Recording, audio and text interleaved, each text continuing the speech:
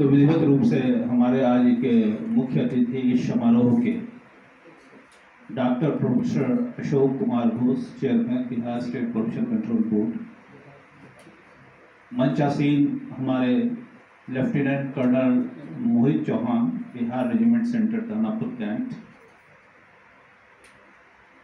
हमारे बीच Mohammad Hanif Mewati, state director KVIC, हमारे बीच श्री संजीव श्रीवास्तव DSCRD जो हमारे बीच में है और उत्प्रेरक के रूप में हमारे बीच में रहे हैं, जिसकी एक परिकल्पना से ये प्रोग्राम को इस स्तर तक लाया गया है।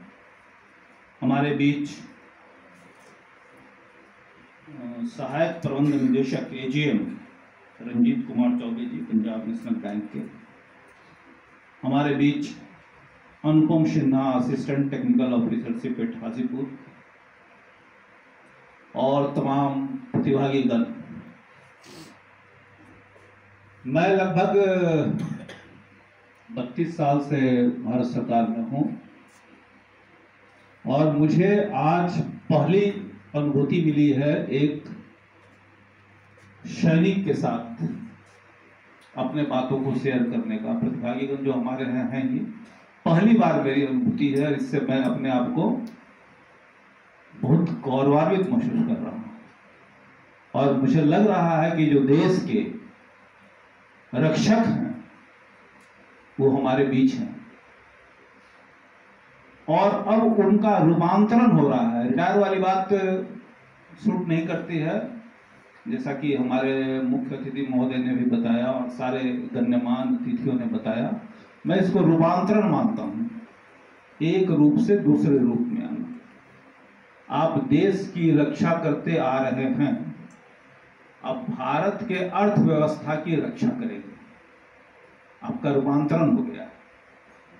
तो इससे क्या होगा कि आपकी जो गरिमा है वो सिविलियन के बीच में जब आएगी तो आपको अपनी विशिष्टता का अंदाज होगा। आप जब बैंकर्स के पास जाएंगे तो बैंकर्स आपको एक सम्मान की दृष्टि से देखेंगे। आप हमारे कार्यालय में आएंगे, KVIC में जाएंगे, NSIC में जाएंगे या भारत बिहार के कहीं भी कार्यालय में जाएंगे तो एक विशिष्ट पहचान आपकी होगी। और उससे क्या होगा कि आपकी सत्यनिष्ठा बनी रहेगी और सत्यनिष्ठा से ही यहाँ पे काम होता है। जो भी उद्योग लगते हैं उसमें सबसे अहमियत होती है अर्थ की, अर्थव्यवस्था की। और अर्थव्यवस्था पाने के लिए बैंकर्स या फाइनेंशियल इंस्टीट्यूशंस अहम होते हैं। और जब आपकी सत्यनिष्ठा को का मूल्यांकन वो कर लेंगे, जब सत्यनिष्ठा को इवेलुएट कर लेंगे तो उनको अपने कार्य के प्रति जो उनकी कर्तव्य है वो बहुत तेजी से आगे बढ़ाएंगे और आपको जो भी जरूरतें होंगी, सबसे पहले तो आपको ऋण की जरूरत पड़ेगी, वो उसमें अव्वल में रहेंगे।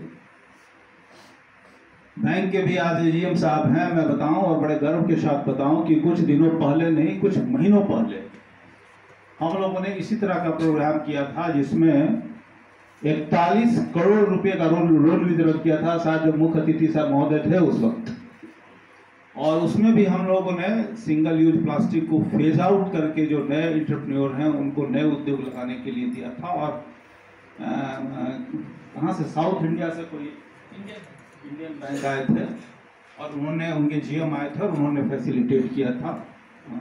41 करोड़ का लोन सैंक्शन ऑर्डर दिया गया था। मुझे अभी भी बताने में बहुत हर्ष का अनुभव हो रहा है कि 27 में जो मुझे इंफॉर्मेशन मिला है उसमें 25 लोन सैंक्शंस हो गए हैं या ऑलमोस्ट सैंक्शंस होने के कगार पे हैं। तो ये एक बहुत शुभ संकेत है कि हम लोग एक अच्छे नोबल कॉज के लिए, जो पर्यावरण को सुरक्षित रख सके, उसके लिए हम लोग उद्योग को एक मार्गदर्शक के रूप में मानते हुए इस कार्य को आगे बढ़ाते हैं। दूसरी बड़ी हर्ष और गौरव की बात है कि आज हम सैनिकों को जो देश की रक्षा में जुटे हुए रहते हैं उनको हम एक दिशा देने की कोशिश कर रहे हैं। और मुझे 4 लाइन की पंक्तियां याद आती है रामधारी सिंह दिनकर की, जिसमें उन्होंने कहा था कि जिसने न किया विश्वास अपने भुजाओं के बल का, वह क्या देखेगा क्षण अपने भाग्य देकर। जिसने न किया विश्वास अपने भुजाओं के बल का, वह क्या देखेगा क्षण अपने भाग्य देकर। मानव जब जोर लगाता है पत्थर पानी बन जाता है। ये दोनों जो पंक्तियां हैं ये आप लोगों के लिए ही बनी, और इससे हमें ये संदेश देने में बहुत सहूलियत होती है कि आपको जोर लगाना है, क्योंकि आपके भुजाओं में बल है। और जब आप जोर लगाएंगे तो असंभव काम भी, पत्थर भी पानी बन जाए, ये संकेत देना चाहते हैं। और आपके जज्बे को सलाम करते हुए मैं आपको इस बात का आश्वासन देना चाहता हूं कि आप जिस भी कार्यालय में जाएं, हमारा कार्यालय एक मल्टीटास्किंग कार्यालय है। आपको अगर लोन की जानकारी लेनी हो तो हम लोन की जानकारी देंगे, आपको अगर प्रोजेक्ट रिपोर्ट की जानकारी लेनी हो तो प्रोजेक्ट रिपोर्ट की जानकारी लेंगे, अगर आपको डीएसआर बनाने की जानकारी लेनी हो तो डीएसआर की जानकारी देंगे, अगर आपको मार्केटिंग की जानकारी चाहिए तो मार्केटिंग की जानकारी देंगे।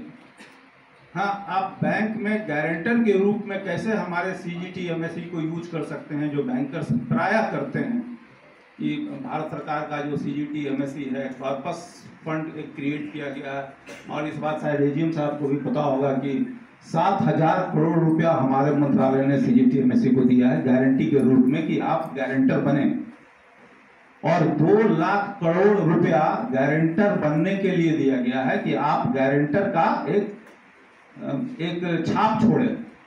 डायरेक्ट 7,000 करोड़ रुपया है और इनडायरेक्ट 2 लाख करोड़ रुपया इस बजट में आया है। तो आप ये सोच सकते हैं कि एमएसएमई को बेसिकली दिक्कत होती है अर्थ की, फाइनेंस की, और उसके बाद दिक्कत होती है मार्केटिंग की। तो देखिए, अर्थ और फाइनेंस में तो सीजीटी एमएससी आपके लिए बहुत बड़ा मील का पत्थर साबित होगा। आप एक बार आजमा के देखिएगा, और इसमें फी चार्जेस भी बहुत कम है, बहुत कम है फी चार्ज। 1.5% है जो आपके टोटल अमाउंट का सैंक्शन होगा, उसका 1.5% सीजीटी एमएससी लेगा, लेकिन फिर उसकी गारंटी वो ले लेगा। किसी भी वजह से अगर एनपीए होता है तो वो पूरा सीजीटी एमएससी उसकी देनदारी बैंक को करता है। ये एक बहुत बड़ा संबल है आप लोगों के लिए। दूसरी बात है कि आप लोग जब लोन लेते हैं तो थोड़ा सा वहां पर आपको अलर्ट मोड में रहना पड़ेगा। Alert mode in the sense कि आपको ये देखना पड़ेगा कि आपको जो लोन मिला है उसमें कोई अगर सब्सिडी का कंपोनेंट है तो बैंक ने उस कंपोनेंट को लेके आपके ईएमआई में डिफरेंस किया है कि नहीं किया है। बहुत सारी बैंक लेके उसको रख लेती है और उसके ईएमआई में डिफरेंस करती है नहीं करती है वो चला, हालांकि उनको भी फायदा नहीं होता है, वो इंटरेस्ट फ्री पैसा होता है, उनको ना उस पर इंटरेस्ट मिलता है ना देना पड़ता है। तो इस कॉन्टेक्स्ट में क्या होता है कि आप लूजर हो जाते हैं। तो मेरा ये कहना है कि जब आपको लोन मिले और कोई सब्सिडी का कंपोनेंट हो तो बैंक से आप तहकीकात करें, बैंक से आप पूछें कि मेरा ये जो सब्सिडी का कंपोनेंट्स है हमारे टर्म लोन में समायोजित हो गया है कि नहीं। अगर हो गया है तो ईएमआई कितना हुआ है। जनरली ईएमआई कम नहीं होता है, लेकिन क्या होता है कि जो टेन्योर है, जैसे आपका 8 साल का टेन्योर है तो वो जो टॉपअप होता है सब्सिडी का वो फिर 6 साल का हो जाता है या 4 साल का हो जाता है। ये हुआ है कि नहीं ये जरूर देख लीजिएगा, और इससे अगर नहीं होने से फिर आपको भी नुकसान है और बैंक को भी कोई फायदा नहीं होता है। जो सिस्टम हो गया है हाँ।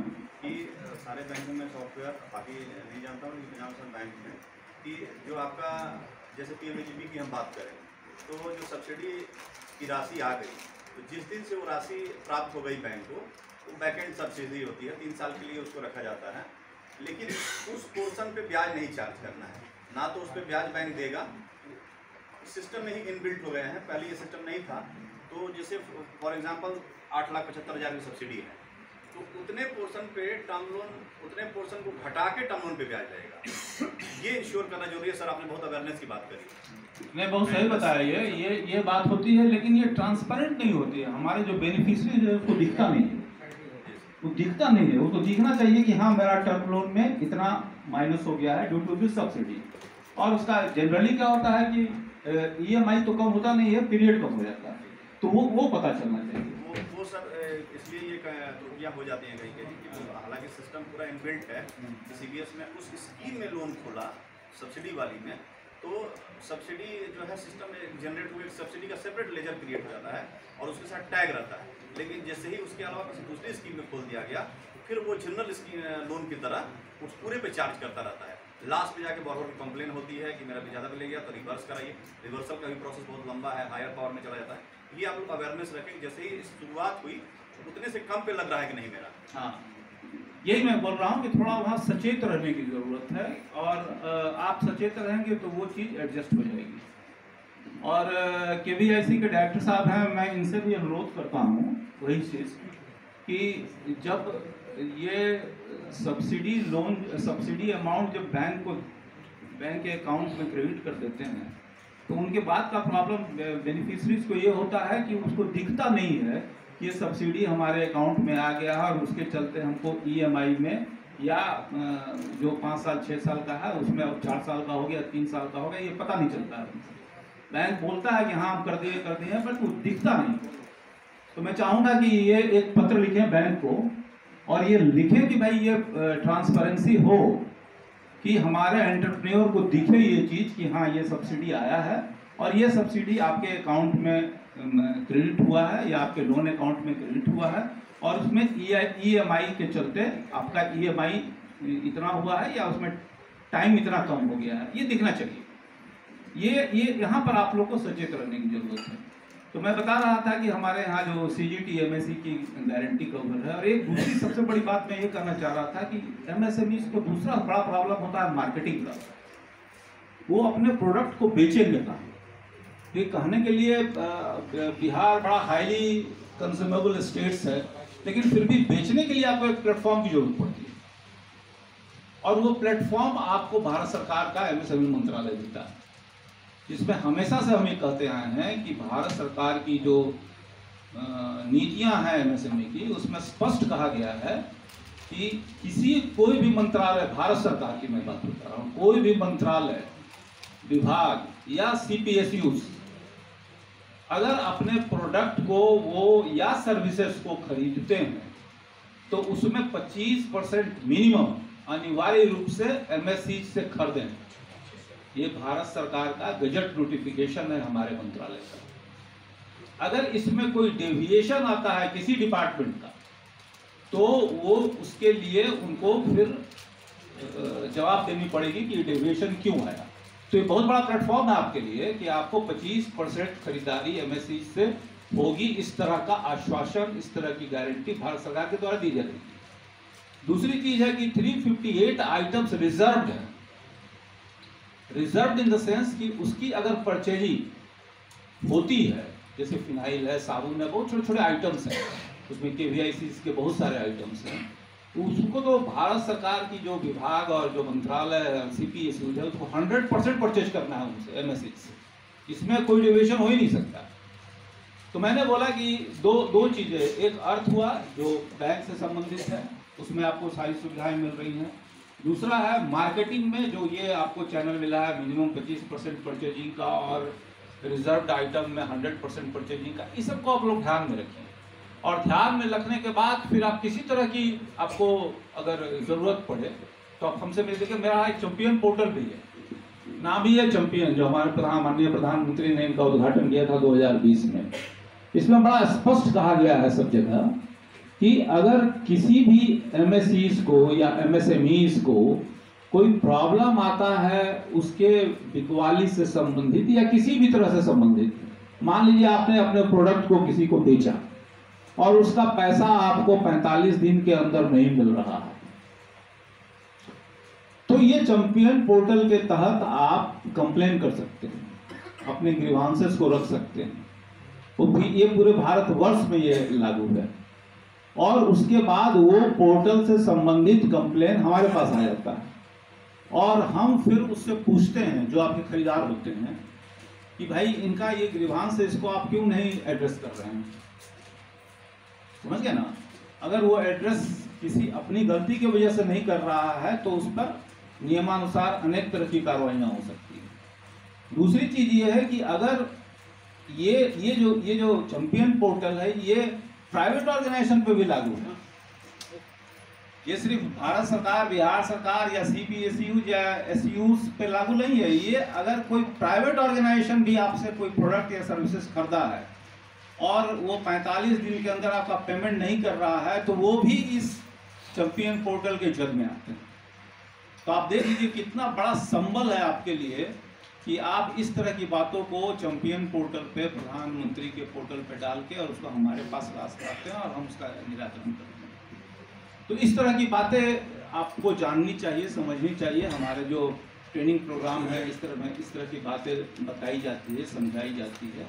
और इसमें सारी बातें, इसमें मैं बताऊं कि हमेशा हम लोग एक वेंडर डेवलपमेंट प्रोग्राम करते हैं। अभी हमने औरंगाबाद में NTPC के साथ किया था, उसमें इंडियन ऑयल आए थे, रेलवे आए थे। वो सब क्या करते हैं कि उनको प्रोडक्ट और सर्विसेज की बहुत ज़रूरत होती है।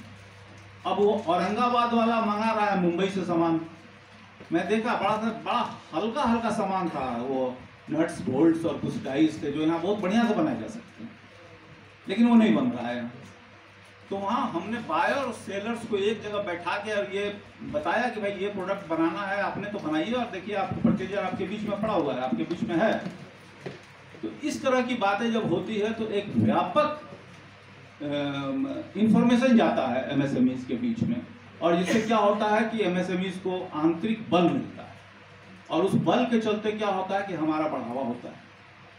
आपको जान के ये खुशी होगी कि भारत में जो एक्सपोर्ट होता है वो 40% MSMEs का होता है। 40% MSMEs से विदेशी मुद्रा जो आती है वो 40% MSMEs से आती है। GDP का 26 से 30% MSMEs का हिस्सा है पूरे भारतवर्ष का। आप सोच लीजिए कि हमारा 1.75 ट्रिलियन डॉलर का बजट है और उसमें 26 से 30% MSMEs का है, और अगले 5 साल में पूरे वर्ल्ड में हम 3rd इकोनॉमी बनने के लिए बैठे हुए हैं। फिर आप सोच लीजिए कि आपकी भागीदारी कितनी बढ़ने को तैयार हो जाएगी। तो इस बात को देखते हुए MSMEs की सारगर्भिता और मारक क्षमता, जो आप अपने वर्ड में बोलते हैं, मारक क्षमता आपके मशीनों का काफ़ी, आपके MSME का इस क्षेत्र में काफ़ी बढ़ने वाला है।